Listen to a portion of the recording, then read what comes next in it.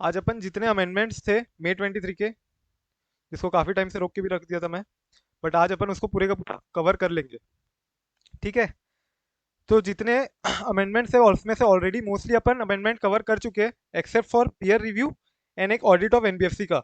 जो मेजर ये दो एनबीएफसी के अमेंडमेंट और एक अपना पीयर रिव्यू का अमेंडमेंट, ये दो बचा था अपना। बाकी इसके अलावा जो अमेंडमेंट थे एक बार क्विकली ओवरव्यू कर लूँ तो मैंने बताया हुआ है ऑलरेडी। तुम्हारा अमेंडमेंट शीट मैंने टेलीग्राम चैनल में शेयर कर दी है, वहां से अगर तुम लोग को देखना हो तो देख सकते हो। कंपनी ऑडिट का मैंने अमेंडमेंट बताया हुआ है। इट्स इन स्मॉल कंपनी की डेफिनेशन अब हो गई है 2 करोड़ 40, 2 करोड़ से 4 करोड़ एंड 20 करोड़ से 40 करोड़, जो लिमिट है तुम्हारी टर्नओवर और पेड अप शेयर कैपिटल की। सिमिलरली एलओडीआर का अमेंडमेंट अपना ऑलरेडी कवर था अपने बुक में। फॉरेंसिक ऑडिट का मैंने अमेंडमेंट बताया हुआ है तुम लोग को लेक्चर के पहले ही, कि बस वर्डिंग चेंज कर देना, बाकी सब वही है सेम। प्रोफेशनल एथिक्स के अमेंडमेंट भी आज अपन कवर कर लेंगे, एक एनबीएफसी का अमेंडमेंट और एक सिमिलरली पीयर रिव्यू। तो सबसे पहले आ जाओ ऑडिट ऑफ एनबीएफसी का। एक पेज का अमेंडमेंट है, ये सिंपल सा है, छोटा सा, लेकिन बहुत मेजर और इम्पैक्टफुल अमेंडमेंट है। एज सच देखो क्या बोल रहा है सीए फाइनल में तुमको अप्लाई। ऐसे तो बहुत सारे अमेंडमेंट्स है इन आरबीआई के, बहुत सारे सर्कुलर है, बट ये पर्टिकुलर स्केल बेस्ड रेगुलेशन जो आया है आरबीआई का, तो इंस्टीट्यूट ने इसको अप्लाई किया है तुम्हारे CA final for May 23 exams के लिए। तो स्केल बेस्ड रेगुलेशन 1 अक्टूबर 2022 से आरबीआई ने इफेक्टिवली लागू कर दिए। और स्केल बेस्ड रेगुलेशन में क्या किया आरबीआई ने, पहले तुम लोग को पता होगा जब अपन ने एनबीएफसी का लेक्चर किया था, तो उसमें कैसे अपन ने क्लासिफाई किया था एनबीएफसी को। क्या एनबीएफसी डिपॉजिट लेती है, क्या एनबीएफसी डिपॉजिट नहीं लेती, क्या तो डिपॉजिट टेकिंग रखा था, नॉन डिपॉजिट टेकिंग रखा था। नॉन डिपॉजिट टेकिंग में भी अपन ने दो पार्ट में डिवाइड किया था, क्या वो सिस्टमिकली इंपॉर्टेंट है, क्या वो नॉन सिस्टमिकली इंपॉर्टेंट है। सिस्टमिकली इंपॉर्टेंट को अपन ने सोचा था कि 500 करोड़ या उससे ज्यादा एसेट साइज के बेसिस पे क्लासिफाई किया था। सिमिलरली और अपन ने क्लासिफिकेशन देखा था based on the activities they perform. CIC है क्या, आईसीसी है क्या, बहुत सारे अलग अलग एनबीएफसी थे, माइक्रो फाइनेंस इंस्टीट्यूशन है क्या, हाउसिंग फाइनेंस कंपनी है क्या। तो अब जितने भी एनबीएफसी है ना, उसको रेगुलेट करने के लिए आरबीआई ने क्या किया है, उनको स्केलिंग कर दिए, एक स्केल में डाल दिया है, और टोटल 4 लेयर कर दिए डिवाइड। टोटल 4 लेयर में डिवाइड कर दिया सारे एनबीएफसी को, जिसको अपन बोलते हैं बेस लेयर, मिडिल लेयर, एक हो गया तुम्हारा अपर लेयर, और सबसे ऊपर में आता है तुम्हारा टॉप लेयर। तो अगर मैं कुल मिला के बोलूँ तो बेसिकली तुम्हारा जो जितने एनबीएफसी है उसको 4 लेयर में डिवाइड कर दिया इंस्टीट्यूट ने। एक हो गया तुम्हारा सबसे नीचे बेस लेयर, फिर मिडिल लेयर, फिर अपर लेयर,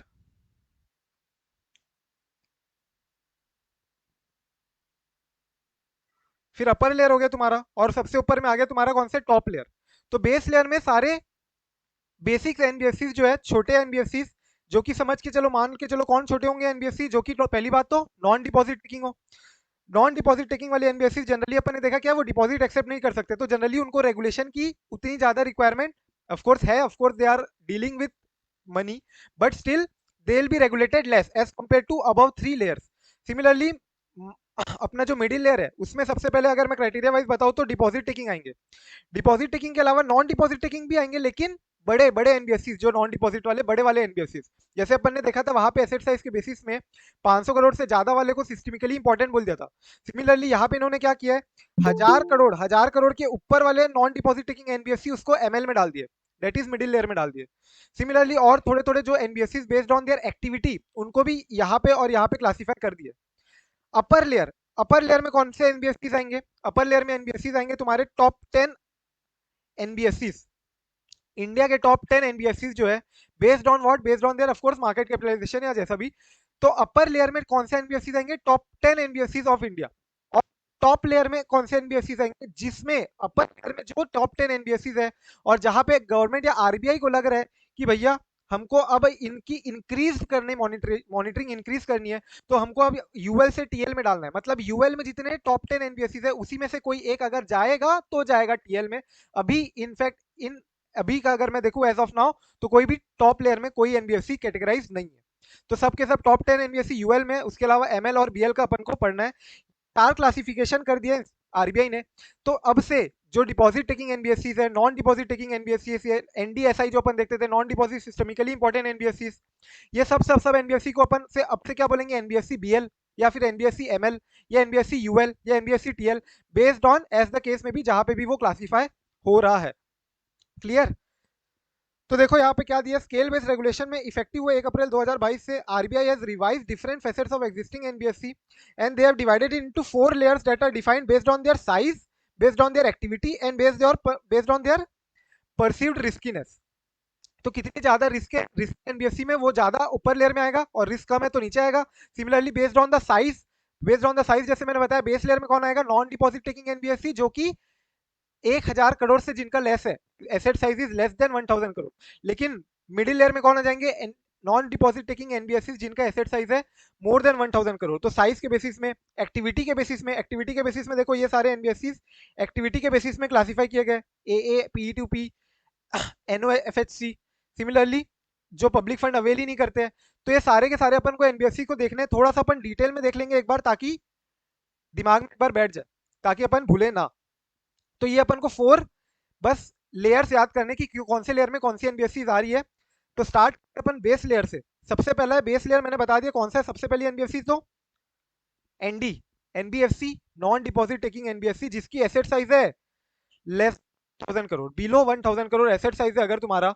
और कौन सी एनबीएफसी, तो तुम NBFC non deposit taking NBFC, तो ऑफकोर्स तुम्हारी रिस्कीनेस परसीव्ड कम होगी थोड़ी as compare to other NBFC, and therefore you have been kept in base layer and you will be regulated less as compare to other layers of NBFC. Clear है सबसे पहला तो। इसके अलावा एंड ये बाकी लोग, मतलब जो बी कैटेगरी में ये लोग तो आएंगे ही आएंगे, ये लोग तो आएंगे ही आएंगे। देखो कौन है, NBFC is undertaking the following activities. तो अभी अपन ने देखा साइज के बेसिस में क्लासिफिकेशन, अब अपन देख रहे हैं एक्टिविटीज के बेसिस में क्लासिफिकेशन। तो एक्टिविटीज के बेसिस में देखोगे तो सबसे पहला हो गया पी टू पी, दूसरा हो गया ए, तीसरा हो गया एनओएफएचसी, चौथा हो गया एनबीएफसी जो कि पब्लिक फंड अवेल नहीं करती है और कोई भी कस्टमर इंटरफेस जिसका नहीं है, मतलब कस्टमर पब्लिक से डील ही नहीं करती है, पब्लिक से फंड ही अवेल नहीं करती है। और इसके अलावा अपन ने देखा पी टू पी, ए एनओएफएचसी। तो एक बार क्विकली गो थ्रू कर लेते क्या होता है, मैं थोड़ा सा बता देता हूँ तुम लोग को। पी टू पी मतलब कुछ नहीं, जैसे तुम लोगों ने अभी देखा होगा भारत पे का जो क्लब 1 बिलियनर क्लब, कौन सा क्लब है, similarly they are doing what, P to P lending, या फिर क्रेड मिंट तुम लोगों ने जानते होगा अगर क्रेड मिंट में। So you can also invest in the Cred Mint whereby you will get 9% return per annum and they will do what, they will take money from you and invest other individuals who require loan from them. मतलब Cred Mint as an intermediary काम कर रहा है, जहाँ पे वो तुमसे पैसा ले रहा है, तुमको 9% ब्याज में देगा और तुम्हारा जो पैसा है उसको बाकी एनपीएससी या इंडिविजुअल्स को लोन में देगा, जो कि मान लो 18%, 20%, 24% ब्याज तक का रेट ऑफ इंटरेस्ट वो चार्ज कर सकता है। तो CredMint is like a P platform, उसका पी प्लेटफॉर्म ही है क्रेडमिंट। सिमिलरली भारत पे का मेरे को एग्जैक्टली याद नहीं आ रहा है, 1 मिलियन क्लब या कुछ जो आती रहती ना, that is also P platform only, वो peer to twelve peer. Percent वाले की बात करो ना सर, कौन सा, जो 12% पे देता है और लेता है। 12%, राइट, तुमको 12% देता है। सिमिलरली क्रेडमिंट तुमको 9% देता है, 8 to 9% as your CIBIL CIBIL. तो तुम्हारा ये क्या हो रहा है, पीयर टू पीयर लैंडिंग हो रहा है, मतलब तुमसे पैसा लेके वो तुम्हारे जैसे लोगों को ही पैसा दे दे रहा है, पीयर टू पीयर लैंडिंग। तो ये जैसे तुम देखोगे ना, तो इसको हमेशा बेस लेयर में रख रहे हैं क्योंकि उतनी बड़ी ये एक्टिविटी वाइज और साइज वाइज उतना ज्यादा इंपॉर्टेंस नहीं रखता है, उतना ज्यादा बड़े लेवल पे नहीं कर पाएंगे। सिमिलरली एनबीएफसी ए कौन सी होती है, अकाउंट एग्रीगेटर। अकाउंट एग्रीगेटर तुम्हारी होती है, जैसे बहुत सारी कंपनीज है जो कि ना तुम्हारे अकाउंट्स का जो डेटा है, डेटा वो कैप्चर करती है और वो शेयर करती है किसी और के साथ। तो ये अकाउंट का जो रिलेटेड डेटा है, कौन सा डेटा, कि तुमने कब पैसा पटाया, तुमने कब डिफॉल्ट किया, तुम्हारा पास लोन किस कैसा है, तुम्हारा पास रिपेमेंट रिकॉर्ड क्या है, ये अकाउंट का डेटा वो लोग कहाँ से मिलेंगे, कहाँ से ला पाएंगे, फ्रॉम द बैंक्स। तो बैंक शेयर करती है तुम्हारा data with this particular companies. तो ये तुम लोग बोलोगे कि गलत है क्या, नहीं, बिल्कुल ये आरबीआई रेगुलेटेड एंटिटीज होती है डबल ए वाली। और अभी तक 8 बैंकें रेडी हुई है एनबीएफसी डबल ए को डेटा शेयर करने के लिए। तो account aggregator is like a company from which, जिसको भी अगर आप बाद में चल के मान लो तुम किसी कंपनी के पास जा रहे हो लोन के लिए, तो they can avail the service from a, जहां से तुम्हारा जिसको लोन चाहिए तुम्हारी जितनी इंफॉर्मेशन है, पुरानी पास्ट इंफॉर्मेशन, वो अकाउंट एग्रीगेटर कंपनी जैसे कि क्रिफ है, बहुत सारी कंपनीज है जो कि आरबीआई रेगुलेटेड है, and they get information from the banks. जैसे कि टॉप 8 एंड 8 बैंक अभी तक रेडी हुई है, H D F C, ICICI, Axis bank, ये सब रेडी है, जो हो चुकी है और जो शेयर करते हैं डेटा तुम्हारा विद दीज कंपनीज, और ये कंपनीज आरबीआई रेगुलेटेड है। तो अकाउंट एग्रीगेटर भी तुम समझ रहे हो, ऐसा उनका साइज उतना बड़ा नहीं होने वाला है, उनको इसलिए हमेशा बेस लेयर में रखा है, हमेशा हमेशा हमेशा बेस लेयर में ही रहेंगे वो लोग। इवन इफ तुमको एग्जाम में भी आता है, अगर इन केस एनी केस की उनका asset size more than 1000 crore है, still you will keep them in under base layer only. Base layer में ही रखोगे, भले ही यहाँ पे 1000 करोड़ से कम वाले एनबीएफसी को रखना है, लेकिन यहाँ पे क्या बोला पर्टिकुलरली, एंड ये लोग तो रहेंगे ही रहेंगे based on their activity. Clear? इसके अलावा देखोगे तो और कौन से non operating financial holding company. तो NBFC non operating financial holding company कौन सी होती है? बहुत सारे ना बैंकों को कई बार रेगुलेशन आ जाता है कि बैंक को कोई एक कंपनी होल्ड करेगी। मतलब बैंक जो है एज अ होल्ड बैंक, बंधन बैंक है जैसे, वो उसको पूरी की पूरी एक दूसरी कंपनी होल्ड करेगी, तो ये तो होल्डिंग कंपनी हो गई। और ये ऑपरेट नहीं करेगी कहीं भी, ये कहीं भी ऑपरेट नहीं करेगी, ये नॉन ऑपरेटिव होगी। नॉन ऑपरेटिव होगी इन द सेंस वो लोन नहीं देगी, ना वो डिपॉजिट लेगी, वो कुछ नहीं करेगी, वो सिर्फ ये कंपनी को होल्ड करेगी। 3 साल बाद चाहे तो वो कोई जब जॉइंट वेंचर और सब्सिडरी बना के फाइनेंशियल एक्टिविटी कर सकती है, लेकिन 3 साल तक कुछ नहीं करेगी। ऐसे बहुत सारे रेगुलेशन इसके, जैसे कि लेस देन एटलीस्ट 500 करोड़ इसका नेट ओन फंड होना चाहिए, net own fund at least 500 crore होना चाहिए। तो non operating financial holding companies को भी हमेशा बेस लेयर में रखा गया, क्योंकि ये नॉन ऑपरेटिव है as such, these are not into financial activities. वो लोग सिर्फ एक कंपनी को होल्ड करके रखते हैं, पर्टिकुलरली बैंक्स को होल्ड करने के लिए एक कंपनी बनाई जाती है।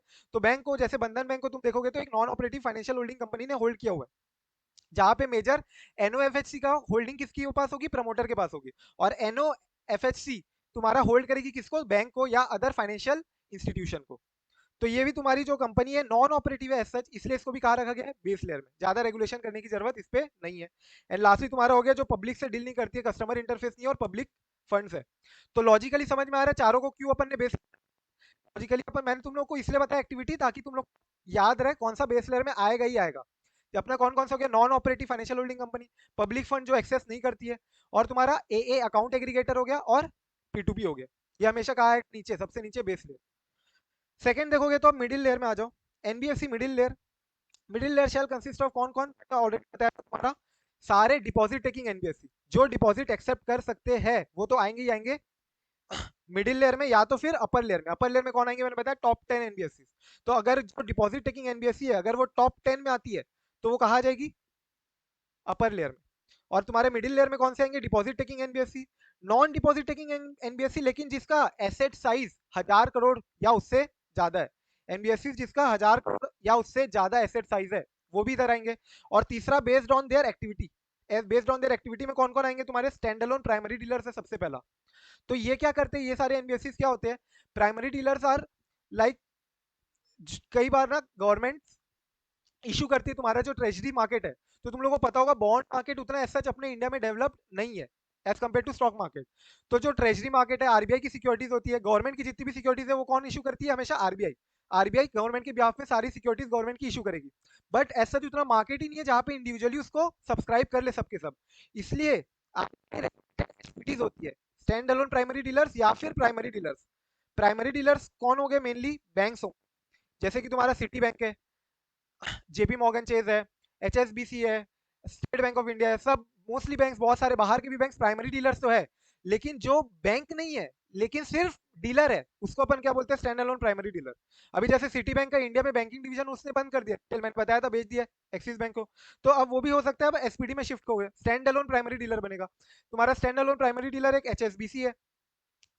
तो ये जो है stand alone primary dealer, they do what? They purchase the securities from government, from RBI, जब आरबीआई इशू करती है कोई भी ट्रेजरी सिक्योरिटीज। दूसरा तुम्हारा इंफ्रास्ट्रक्चर डेट फंड कंपनीज है। इंफ्रास्ट्रक्चर डेट फंड मतलब इंफ्रास्ट्रक्चर कंपनीज को ही ये लोग लैंड करेंगे, लेकिन डेट डिवेंचर या ऐसा कोई डेट सिक्योरिटीज के रूप में ही लैंड करेंगे। तीसरा कोर इन्वेस्टमेंट कंपनी, सीआईसी अपन ने पढ़ा हुआ है, राइट? एनबीएफसी मैंने पढ़ाया हुआ भी था और कारों में भी था ये जनरली क्या होते हैं तुम्हारे, जैसे मैंने बताया था तुम लोग को याद होगा, तो मेजर बड़े बड़े ग्रुप जो होते हैं, अदानी ग्रुप, एलएनटी हो गया, ये सब लोग अपनी कंपनी को होल्ड करने के लिए एक और कंपनी बनाते हैं जो हर अपने सब्सिडीज वगैरह में इन्वेस्ट करके रखेगी, मतलब अपनी ग्रुप कंपनीज में इन्वेस्ट करेगी।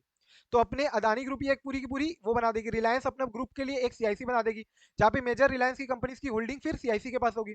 तो ये सीआईसी एज सच कोई अदर फाइनेंसिंग एक्टिविटी में इन्वॉल्व नहीं है, इसलिए इसको क्राइटेरिया भी है कि एग्जेम्पशन तुमको मिल जाएगी, आरबीआई से रजिस्ट्रेशन लेने की जरूरत नहीं है अगर एसेट साइज तुम्हारा 100 करोड़ से कम है। वो तुमने पढ़ा होगा अगर याद आ रहा होगा तो, कहाँ पे? एनबीएफसी चैप्टर में। तो सीआईसी वाली कंपनी भी हमेशा कहाँ रहेगी? एमएल में। हाउसिंग फाइनेंस कंपनी एचएफसी, ये भी हमेशा कहा रहेगी, तुम लोग को पता होगा इंडिया बुल हाउसिंग फाइनेंस, ये सब किसको पर्टिकुलरली लैंड करेगी? जिनको हाउसिंग लोन्स चाहिए।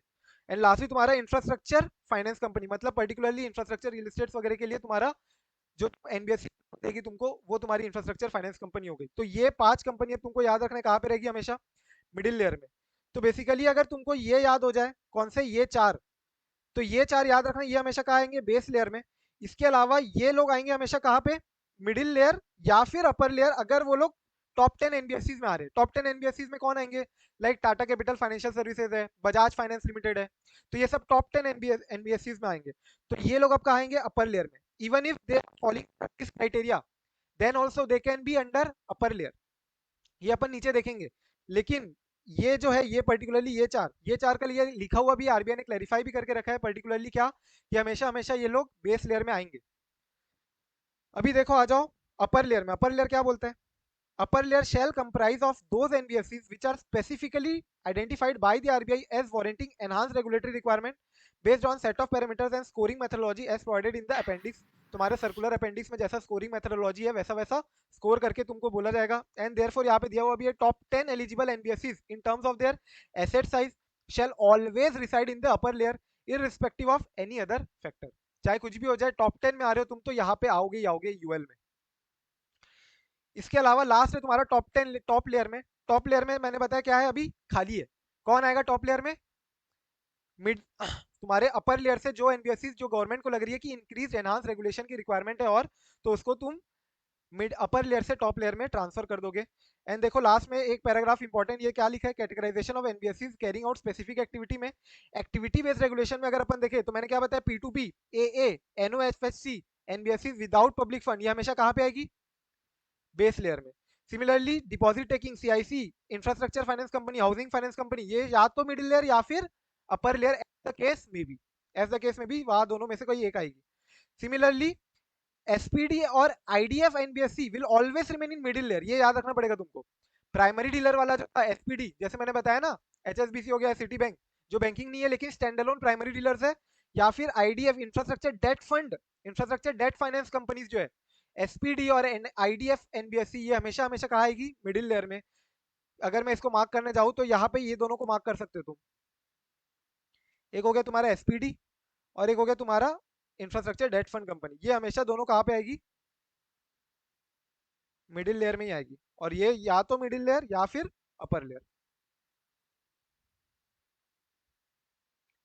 एंड लास्टली देखोगे तो क्या दिया है, आईसीसी और बाकी जो अलग अलग टाइप की एमएफआई है, मॉर्गेज गारंटी कंपनीज है, जो बाकी टाइप की एनबीएफसीज है, वो कहीं पे भी आ सकती है एज द केस में भी, based on the parameter, based on the activity, based on the size of the NBFCs. And ये अभी याद रखना तुमको पड़ेगा कि गवर्नमेंट ओन जो एनबीएफसीज है वो हमेशा या तो बेस लेयर में आएगी या तो मिडिल लेयर में आएगी, एज द केस में भी they will never be placed into upper layer, वो लोग अपर लेयर में कभी नहीं आएंगे। तो यही तुम्हारा इतना छोटा सा अमेंडमेंट था एनबीएफसीज का। पर्टिकुलरली तुमको अब क्या याद रखना, मैंने बताया कि deposit taking, non deposit taking systemically important NBFCs है, जितने अलग अलग टाइप थे सबको अब तुम बीएल में डालोगे, या तो एमएल में डालोगे, या तो यूएल में डालोगे, या तो पीएल में डालोगे। तो यही लिखा हुआ है लास्ट में, शेल मीन बीएल या ऑल रेफरेंस टू डिपॉजिट, या एनडीएसआई शेल मीन एमएल या यूएल। तो जो तुम्हारे नॉन डिपॉजिट टेकिंग है वो हमेशा बेस लेयर में जाएंगे, और नॉन डिपॉजिट टेकिंग जो सिस्टमिकली इंपॉर्टेंट है वो हमेशा या तो एमएल या तो यूएल में, एज द केस में भी। मतलब समझ लो, नॉन डिपॉजिट टेकिंग अगर है और non deposit taking systemically important, तो सिस्टमिकली इंपॉर्टेंट की अपन जैसे 500 करोड़ देखते थे, अब शायद ऐसा देखना पड़ेगा क्या, 1000 करोड़, क्या वो 1000 करोड़ से ज्यादा है क्या उसका एसेट साइज, अगर हाँ एनडी ऐसा ही हो गया वो, और जहां एनडी ऐसा ही हो गया वहां पर क्या एमएल याद आएगा वो। और नॉन डिपॉजिट टेकिंग है, non deposit taking non systemically important, वो हमेशा कहा आएगा बीएल। क्लियर है क्या।